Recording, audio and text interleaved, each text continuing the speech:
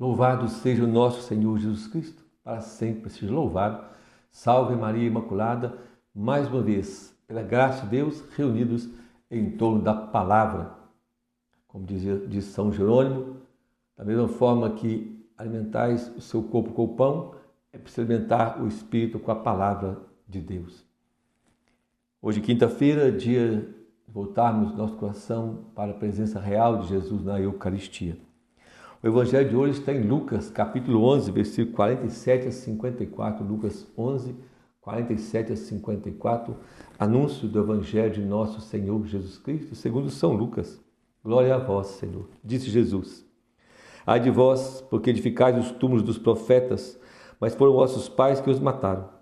Assim sois testemunhas, e aprovais as ações de vossos pais, pois eles mataram os profetas e vós edificais os túmulos.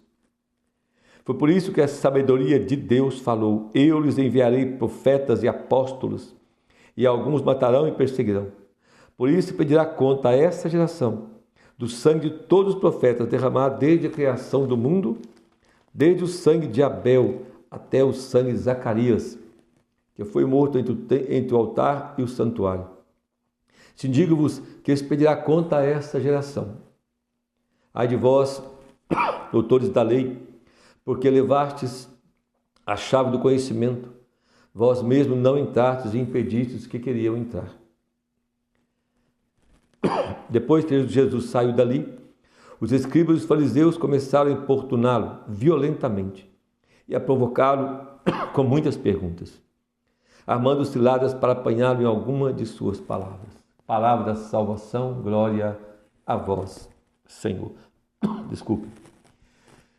Jesus continua o problema, a controvérsia com os fariseus, com os doutores da lei, e não arreda pé. É interessante como Jesus ele é firme, e isso é pura misericórdia.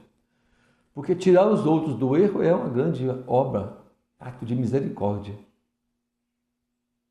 Deixar os outros no erro, passar a mão na cabeça do erro, isso não é misericórdia. E então Jesus, ele que veio para redimir, para salvar, veio para dar a vida, então é assim que ele age. Ele vai denunciando, como nós dizemos ontem, continuamos hoje, e é isso. E nós vemos então Jesus, nessa firmeza toda, para tirar os judeus do seu tempo, mas a palavra do Senhor não é para o seu tempo só, a palavra de Jesus é para hoje também. Para tirar, então, do erro aquele que está no erro. Como nós hoje, então, vivemos um tempo em que, é claro, pela lei, pelo Estado, todos nós, todos temos direito de ver a nossa fé. Isso é maravilhoso. A liberdade religiosa que o Estado dá para todo mundo professar a fé. E nós devemos respeitar isso. Devemos respeitar a liberdade do outro e a fé dele, claro. Se ele escolheu aquilo, ele tem direito de escolher.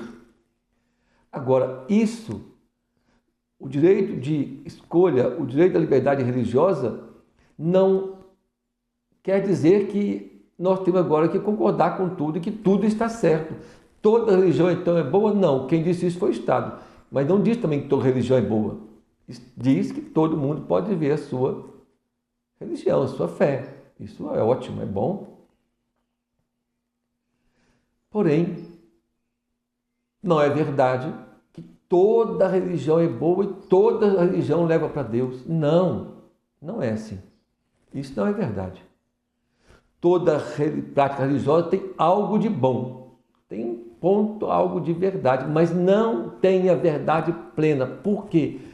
Porque a verdade plena é Jesus Cristo, nosso Senhor. O Pai revelou toda a sua vontade em seu Filho, Jesus Cristo, nosso Senhor. O Verbo eterno, por quem tudo foi criado. O Verbo fez carne, Deus fez carne, habitou no nosso meio. E é por Ele que o Pai fala. E somente por Ele.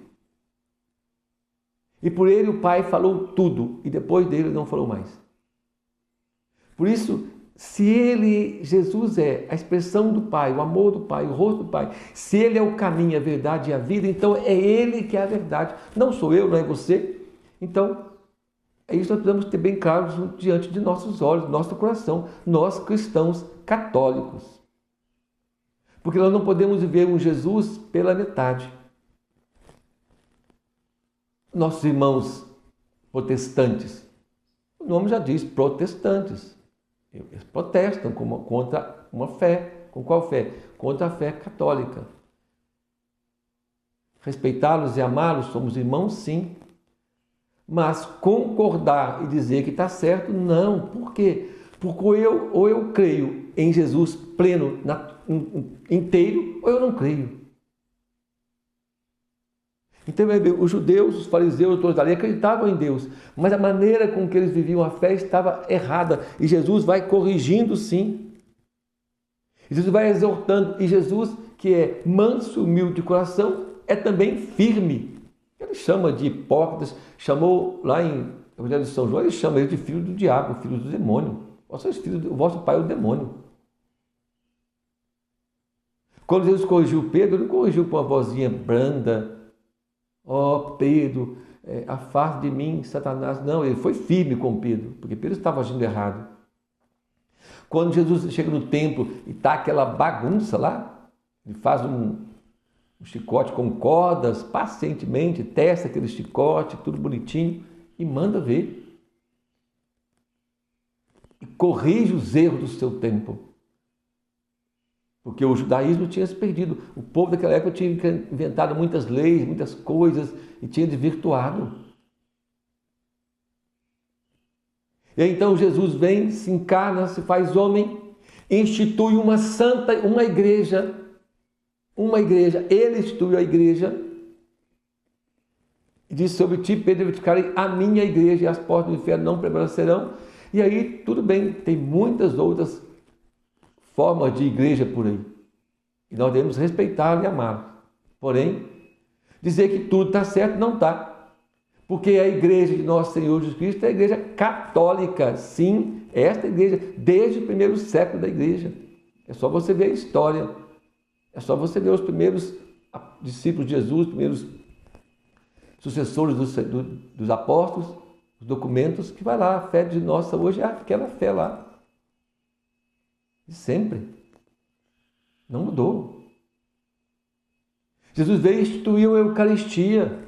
E Ele está na Eucaristia. Ah, mas eu não concordo. Se você não concorda, como mais pouco eu posso fazer. Mas Jesus está na Eucaristia, para quem crê e para quem não crê.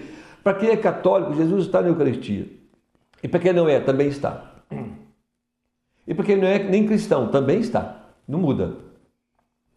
Nem a fé do padre muda a presença de Jesus na Eucaristia. Se o padre duvidar da Eucaristia, mas se ele celebrar a Santa Missa com a intenção reta, se ele é um sacerdote legalmente ordenado, mesmo que ele não tenha uma fé firme na Eucaristia, mas se ele consagrar, é Jesus eucarístico. Ele está na Eucaristia.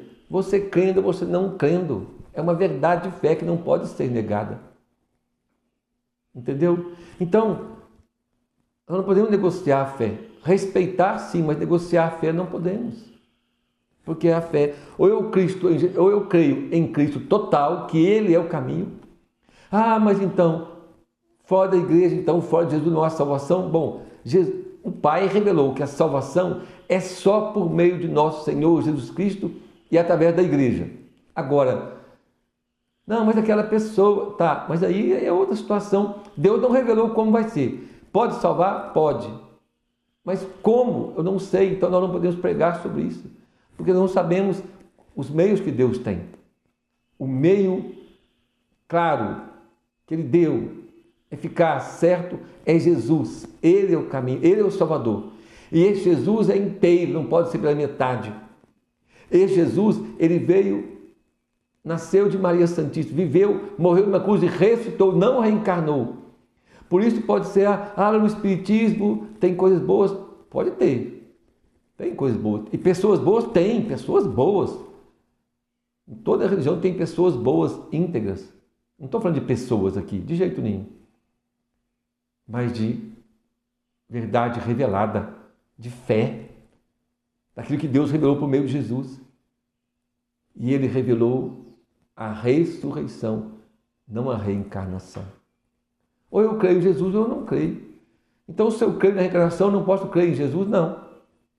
Porque contradiz, uma coisa contradiz a outra. Não tem jeito.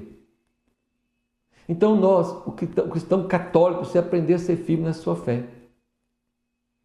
Não é brigar com ninguém, nem sair agora indo para aqui e para ali, caçando pessoas para você mudar, não é isso.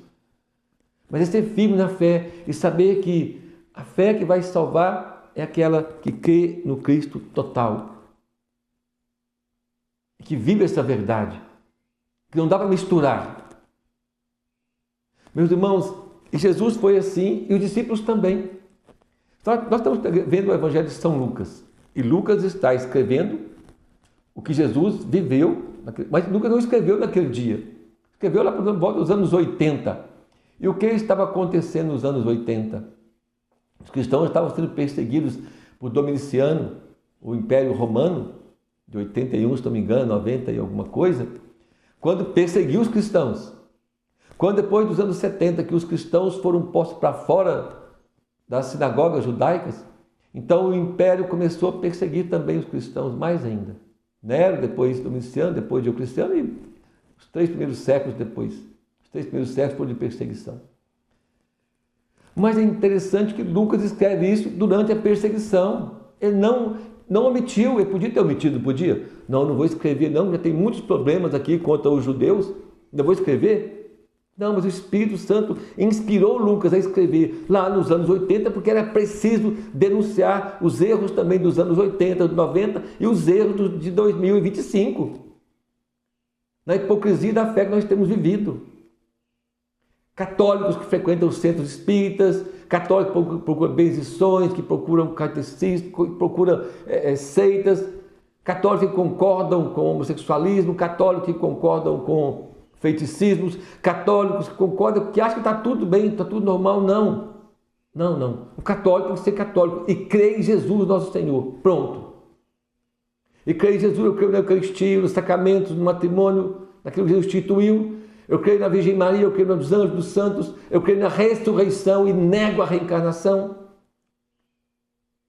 Eu creio na bênção sacerdotal e renuncio a todo tipo de bênção, de terreiro, de umbanda, de feiticismo, de candomblé, tudo isso. Isso é para eles lá, para mim que sou cristão católico, eu não creio, tenho que renunciar a tudo isso. Esses dias eu achei interessante, diz uma pessoa, um irmão de renovação carismática, disse que agora não pode mais ter oração de renúncia no grupo de oração.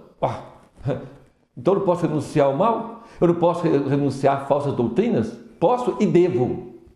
Você pode e deve renunciar a toda a ação do mal, porque quando essas coisas de invocação de mortos, quem está falando lá não é morto nenhum, dificilmente vai ser, mas é a ação do demônio que está agindo, é o espírito do mal que está agindo lá. Essas bendições de ruas, esse pessoal que lê mão, tudo é ação do inimigo. E nós temos que renunciar a tudo isso. Não dá para nós que somos cristãos católicos concordar e ainda não posso renunciar. Pode sim e deve. E deve renunciar ao mal. Renunciar a falsas doutrinas. A tudo que é contrário à palavra de Deus. E quando eu renuncio, a própria igreja me diz que nós temos que renunciar ao demônio. Quando nós renovamos a promessa de batismo, nós renunciamos ao demônio e a todo o mal dele. Então, renunciar ao demônio, todo o mal dele, a toda mentira, tudo que vai contra o evangelho é do demônio e eu tenho que renunciar. E Lucas está escrevendo nesse tempo, não teve medo de escrever. E os apóstolos não tinham medo, os cristãos não tinham medo de nada. Em Atos capítulo 7, nós vimos lá o martírio de Estevão. É interessante, Lucas está sendo perseguido porque é cristão, não é? E se você pegar lá no versículo 51, depois que ele fala toda a história da salvação, o que Estevão fala com aquele povo que está apedrejando ele, contra judeus, contra pagãos que estão apedrejando ele? Homem de cabeça dura, de coração duro. Olha que beleza do mártir. Olha o mártir. Veja bem, ele não está acusando aquele povo, falando que eles vão para o inferno, vocês não prestam, não. Mas está dizendo, vocês são cabeça dura e coração duro que nega a verdade. E hoje está cheio de cabeça dura e coração duro que nega Jesus, nega a verdade. E nós não podemos seguir por aí. Não podemos seguir por aí. Lá em Atos, capítulo 16, São Paulo está anunciando o evangelho junto com Lucas, Lucas fala que nós estávamos. Então Lucas estava junto. De repente começa lá uma moça, começa a vir com o espírito de adivinhação e começa até a fazer um elogio para São Paulo. Vai passando os dias, São Paulo perde a paciência e expulsa o demônio, porque a ação de ficar adivinhando coisas, ficar querendo adivinhar as coisas, é a ação do demônio. Só que essa pessoa era usada não somente pelo demônio, mas pelos outros que ganhavam dinheiro com ela. Mas São Paulo não está preocupado com isso. São Paulo quer a libertação daquela moça, a salvação dela e a salvação dos outros. E depois ele perseguiram por causa disso, vai até preso. Mas não tinha medo de dizer a verdade. Chega em Atenas. Lá em Atenas, está na Grécia, lugar de pagão. Encontra lá um lugar cheio de altar para tudo enquanto é Deus. Tudo. São Paulo não destrói nada, São Paulo não joga as imagens no chão, nada disso. Mas São Paulo não silencia. Ele fala com ele, atenienses, vocês estão até religiosos, Paraná, vocês estão até, reza bastante vocês. Mas, tem um detalhe. Estou vendo aqui que tem um lugar aqui, não tem imagem nenhuma, né? Porque vocês estão adorando um Deus desconhecido. Porque eles eram tão assim, um sincretismo religioso muito grande, que eles fizeram imagem de tantos deuses e para não esquecer de nenhum, colocou um lugar que não tinha imagem nenhuma, um Deus desconhecido. E a partir dali, São Paulo anuncia Jesus e a ressurreição por meio de Jesus. Pronto. É isso. São Paulo diverte, São Paulo, lá na carta aos Coríntios, capítulo 11, sobre a Eucaristia, está havendo muitos erros lá na Assembleia, o pessoal está comungando de qualquer jeito, o pessoal está comungando em pecado, o pessoal está comungando sem crer realmente. São Paulo dá duro e diz, olha, examinem cada um de vocês, que quem come a carne e o sangue do Senhor sem examinar, come a sua condenação. E nós, dentro da igreja hoje, vai espiritismo, vai comungar, vive em pecado, vai comungar, está transando com a namorada, vai comungar, sai da igreja e tem em casa um monte de objetos consagrados ao centro espírita, macumba, sai da igreja, vai para o centro espírita, sai da igreja e faz tanta coisa errada e está comungando. E São Paulo diz que estão comungando a própria condenação. Porque aquela Eucaristia que é Jesus que salva, pode também condenar você, porque você está comendo o corpo do Senhor indignamente. Isso não pode. É preciso confessar, é preciso buscar estar em estado de graça, mas não somente confessar. É preciso ter uma fé católica. A Eucaristia não é para todo mundo. O pessoal fala, a igreja, a Eucaristia é para todo mundo. Não é para todo mundo, é para quem crê. Você pode, a sua fé não muda a Eucaristia, mas eu só posso comungar se eu creio. Se eu não creio, eu tenho que trabalhar a minha fé e crer para comungar. E crer em Jesus todo. E crer em Jesus todo, Jesus inteiro. É o Jesus da igreja, da Eucaristia, da palavra, dos sacramentos. É o Jesus da Virgem Maria, dos anjos, da ressurreição. É esse Jesus que eu tenho que crer nele todo. Não é pela metade, meu irmão. Nós temos que aprender isso. Nós temos que ser firmes na nossa fé. Lá em Coríntios, capítulo 15, versículo 12, São Paulo também denuncia os problemas com relação à ressurreição. Se Cristo não ressuscitou, vã a nossa fé. Mas ele ressuscitou. Tem dizendo por aí que ele não ressuscitou, que é apenas ele ficou o Espírito perfeito, aí não reencarnou mais, não. Ele ressuscitou, venceu a morte. Meu irmão e minha irmã, nós não podemos achar que tudo está certo. Não, não está. Por quê? Na leitura de hoje, São Paulo, na carta aos Romanos, capítulo 3, versículo 21 seguintes, São Paulo vai dizer que todos nós pecamos, todos pecaram e todos estão destituídos da glória de Deus. Todos, sem exceção. Todos. Mas todos são justificados pela fé em Deus por meio de nosso Senhor Jesus Cristo. Então o meio é Jesus.